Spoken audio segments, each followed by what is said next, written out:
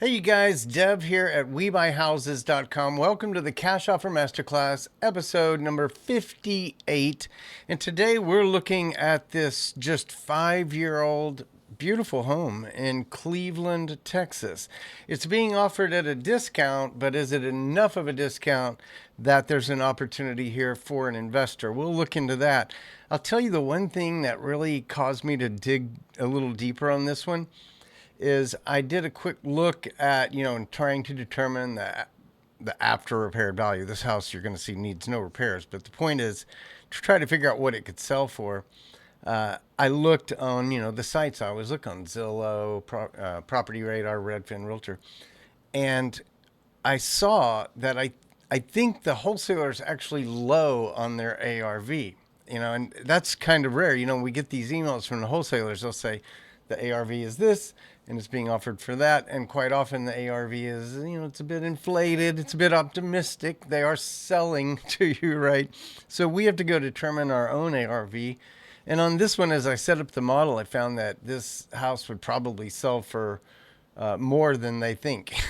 But did that save the deal? We'll find out if it did. All right, now it was hard to get a picture of this. There's no street view on this street in Cleveland, Texas. So I'll show you where Cleveland is. And this view, I think I got off a Realtor or something like that. Let me get out of here and we will jump over to the email that I got from Fazio. Fazio Real Estate Solutions is offering this one. They're a wholesaler here in Texas and beyond. And I don't have a relationship with them, but I use their content in my educational videos. And so I like to, give them credit where it's due. They do a great job. And if you have any interest in the property, just reach out to Jade Vaughn at 214-646-9646. She can tell you about this one and many, many houses. Guys, I'm picking and choosing which of these I show you. Every day I've got several that I'm not. And so, if you are a qualified real estate investor, you have money or access to money, and you can buy these deals, reach out to Fazio, and they can hook you up all over the state and beyond. Now, this is Cleveland, Texas. It's a relatively new house. It's only 5 years old. Quite often, newer houses don't work out for us because there's just not enough, repairs to be done. It doesn't need renovations, things like that. It's hard to add value to a house that's pretty new. And unless somebody destroyed it, and certainly we see that, that every now and then.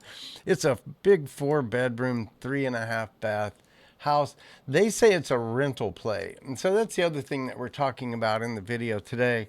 As we look at this house, and we could buy it at a discount to what we think the ARV is, does it get us in the range that this could be a good rental? And so I'll show you the numbers on that. We'll talk about that. But here's the place. It's on 407 Road 5138. Boy, that's nice. It's got all those numbers in Cleveland, Texas. Where is that? I've got it here somewhere. Here it is. It's up there. It's kind of a suburb of Houston. If you think of the loops, you got the 610 loop and then the 8 loop, and then this is way outside of that 99 loop, and so it's a few layers away from the city, but you can get in there right off there if you want to, no big deal. They're out there. Now, one thing I noticed as I zoom in, I never see Cleveland. I don't see the name.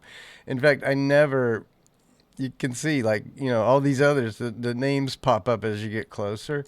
And as I got closer and closer, I never saw Cleveland. I don't know. Maybe it's somewhere. Plum Grove was up there. It looks like Plum Grove to me. I don't know. Where is Cleveland? We may never know where Cleveland is. It appears to be up there. Now, one thing I always do, it's very important to me if I live in an area that I need to be able to go get some potato chips or whatever it might be. And here's that house on Road 5138. And right up the road here, we've got the Family Dollar, the AutoZone, the Ridge Hardware Store. We're in good shape.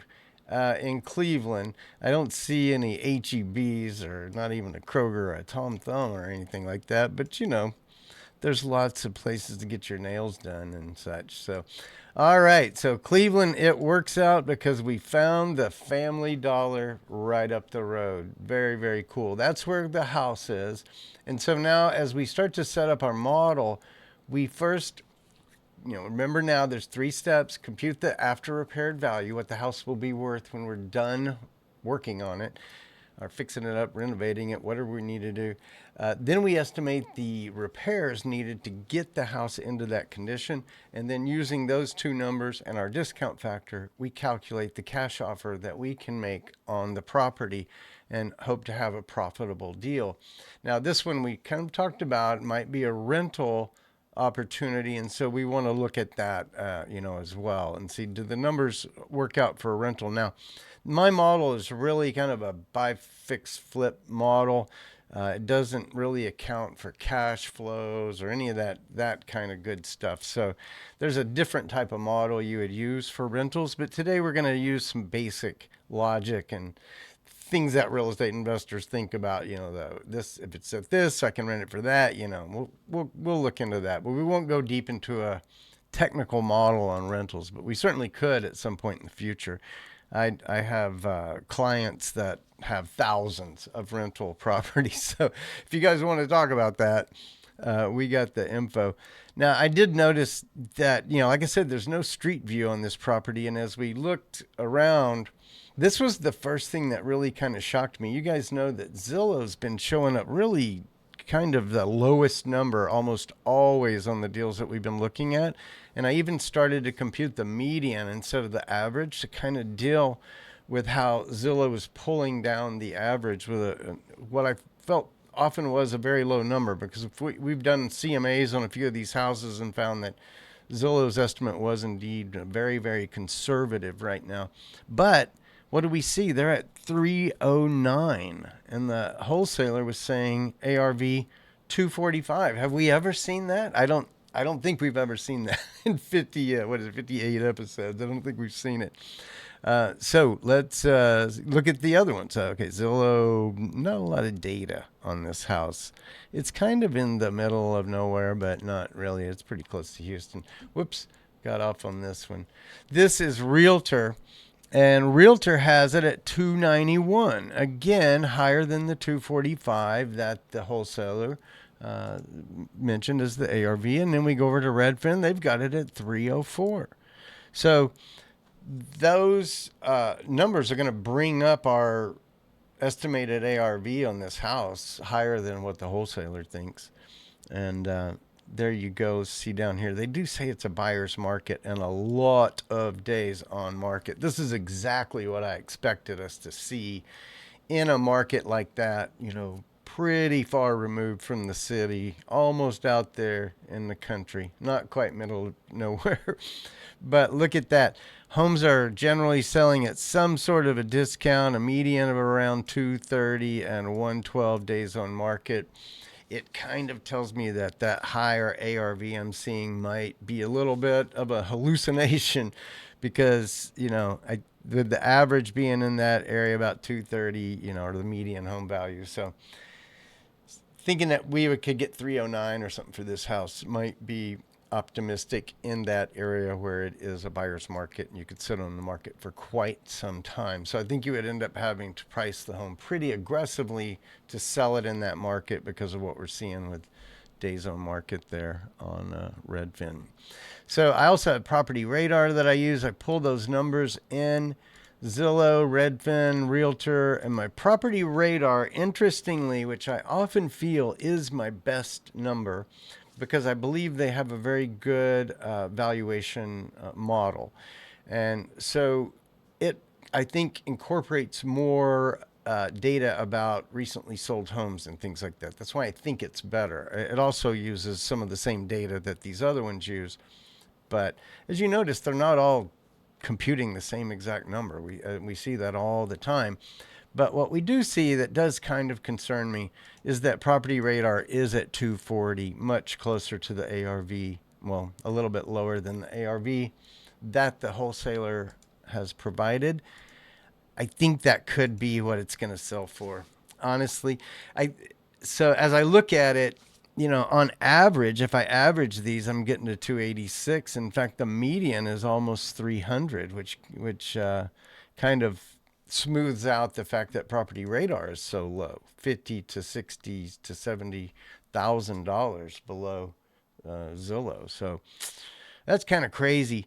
Now, so I thought for now, I'm going to be optimistic because it is a very nice house. It's only 5 years old, and they don't have, I checked, they don't have great pictures of it, but Realtor has good pictures of it. At least, probably, they might be 5-year-old pictures, but we don't know. I played around with this idea for the house. It's 2121 square feet, and at $140 a square foot, it would be valued at 296, which would be near the median of what these guys are saying. But I would just say on this one, honestly, it's probably gonna be down at 120, 115. Yeah, that's where the wholesaler is, down there at 115. Just with our 70% discount factor, we could only pay 170 for that house, and they want 222. So we're $50,000 away from each other right there. And so that's kind of what I felt like. Look, if I put in 140 and we kind of play the game with the median number that was computed from our sources, that we'll go with 296, and we'll say 207 is what we could pay if the house was in perfect condition. Now, from here, we don't have a lot of great information. When I went to the map and went into this place, whoa, there she blows. There is no street view. The little guy is going to go back to the corner because he can't see the house, which is a bummer. I don't know. Is this the first one that we've done that didn't have a street view? It makes you realize how important street view is for all of us. It really allows us as investors to drop in anywhere, look at the neighborhood, find the Family Dollar, whatever. Well, I guess the map found the Family Dollar without the street view, but you get what I'm saying. You get what I'm saying. I think street view is extremely valuable to us. Otherwise, we kind of don't really know what we're looking at. I would say this is a well-developed area, just a long street of houses. And this guy is in kind of a cool spot. Look how long that lot is. It's a big lot. If that's all theirs, you could probably go hunting out there, build a motocross track or something. So you got land. So pretty cool. What did they say about the land?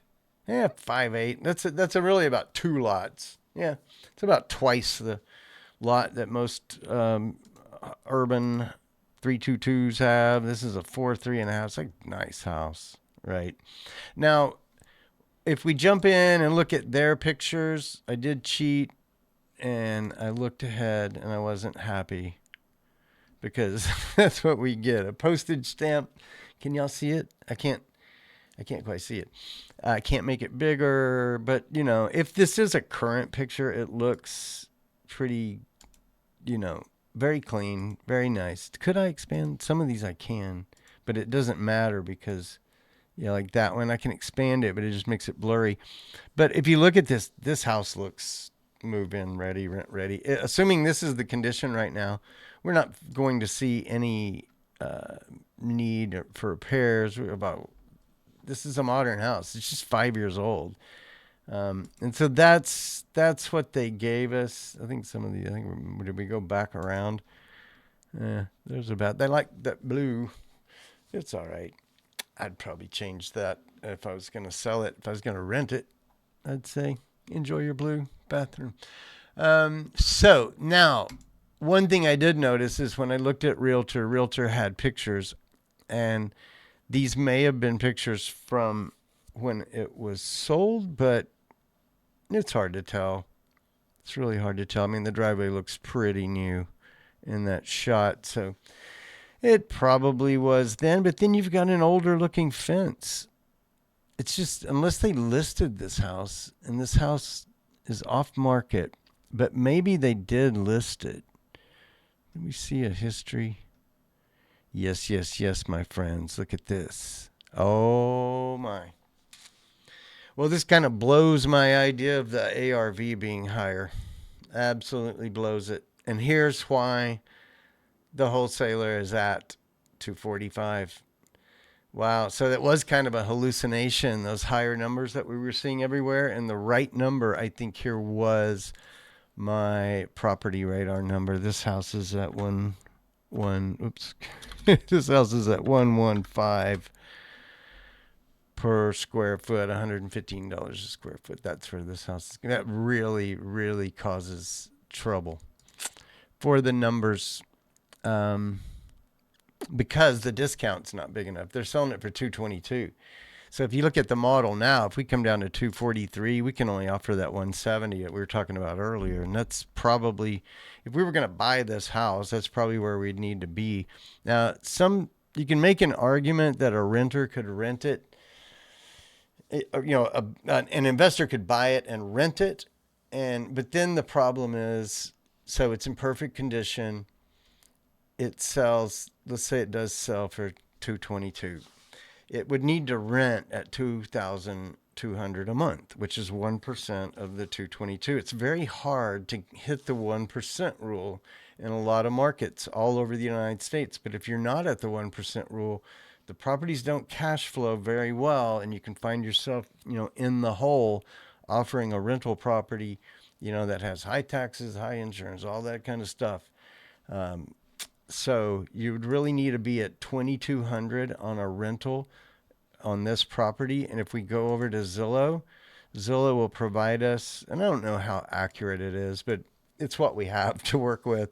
Zillow says 1,551 estimated rent on the property. So it's significantly below the 2,200 we would like it to be if we paid that 222 for the property.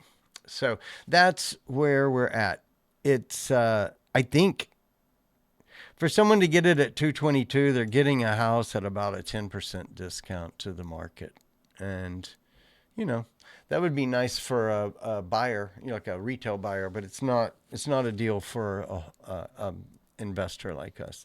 So I do appreciate Fazio sharing this one with us. In this case, the house is in such condition that they're not able to get these guys at 170, or they'd need to be at 150 probably to offer it to me at 170, and then we could be talking, because then if you paid 170 for this place in great condition, it might rent for 1,700. A little bit higher than what we said here. And then you'd be at the 1% rule, and that would make it a deal at 170. But at 222, 500, this house in Cleveland, Texas is not a deal. Guys, that's our video for today. I hope you enjoyed that one. We got to talk a little bit about rent and things like that. I think we'll do a much more expanded video about rental, the rental strategy, and what the model that you use when you're considering if an investment is a good rental for you. I think we'll look at doing that in one of our, every 10th episode, I do some special educational thing. And that's one that's on my books to add and do in the future. Now, I just shot yesterday episode number 60, which will come out on Monday if you're watching these live. If you're not watching them live, click ahead. It's there. It's already there. The time happened, and there it is. But episode 60, I talk with Ray Williamson of Kiavi about how investors fund their deals. It's over an hour of the deepest, most informative conversation I think you'll find on the internet on the topic of how investors fund their deals. And then Kiavi is one of the biggest, if not the biggest, private lender to real estate investors. And with those guys, with a relationship with those guys, you could scale your business infinitely, multi-million-dollar opportunity, if you use leverage in addition to your own capital. And so watch episode 60. Very, very important. I think it's maybe one of the best videos that we've done so far, and it's coming in a few days. So that'll be it for today. Hey guys, remember you can go to cashoffermasterclass.com, click get the calculator. I'll send you that calculator for free, and we'll be connected. You'll be part of the Cash Offer Masterclass inner circle, the 1% club. That'd be cool. I'd love to have a deeper connection with those of you who are interested in real estate investing or who are doing it today and trying to scale your business to the next level. And so also you can search Cash Offer Masterclass on Google or YouTube. You'll go right to the content because there's only one Cash Offer Masterclass. Thanks for being with me today. I got to find the stop button. There it is. I look forward to seeing you tomorrow and definitely look forward to sharing episode 60 with you. Thank you. Talk to you soon.